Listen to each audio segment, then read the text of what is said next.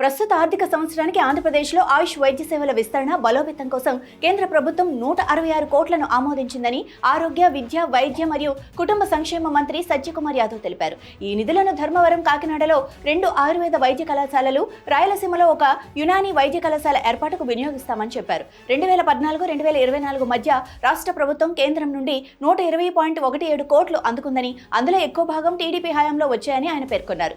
ఇందులో వైఎస్ఆర్సీపీ కాలంలో రాష్ట్ర ఆయుష్ శాఖకు 38.09 కోట్లు మాత్రమే విడుదలయ్యాయని చెప్పారు. ముఖ్యమంత్రి చంద్రబాబు నాయుడు అధ్యక్షతన సచివాలయంలో జరిగిన ఆంధ్రప్రదేశ్ మంత్రివర్గ సమావేశంలో కీలక నిర్ణయాలు తీసుకున్నారు. రాష్ట్రంలో అతిపెద్ద విదేశీ పెట్టుబడి గూగుల్ డేటా సెంటర్ను సహా 1,14,824 కోట్ల పెట్టుబడులకు ఆమోదం తెలిపింది. విశాఖపట్నంలో Raiden Infotech mega data centre, Amaravati అభివృద్ధి ప్రాజెక్టులు, ఉద్యోగుల డిఏ పెంపు వంటి కీలక అంశాలపై నిర్ణయాలు తీసుకున్నారు. ఈ సమావేశంలో మొత్తం 26 ప్రాజెక్టులకు ఆమోదం ఇచ్చారు.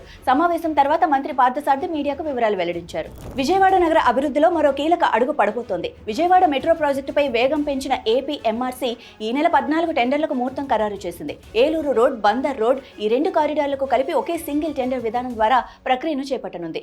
సుమారు 4,500 కోట్ల వ్యయంతో టెండర్లను ఆహ్వానించడానికి ఏర్పాట్లు పూర్తయ్యాయి. జాయింట్ వెంచర్ విధానంలో పోటీకి రంగంలోకి దిగేందుకు పలువురు నిర్మాణ దిగ్గజాలు ఆసక్తి చూపుతున్నాయి. ముందుగా టెక్నికల్ బిడ్లు, ఆ తర్వాత ఫైనాన్షియల్ బిడ్లు తెరవనున్నట్లు అధికారులు తెలిపారు.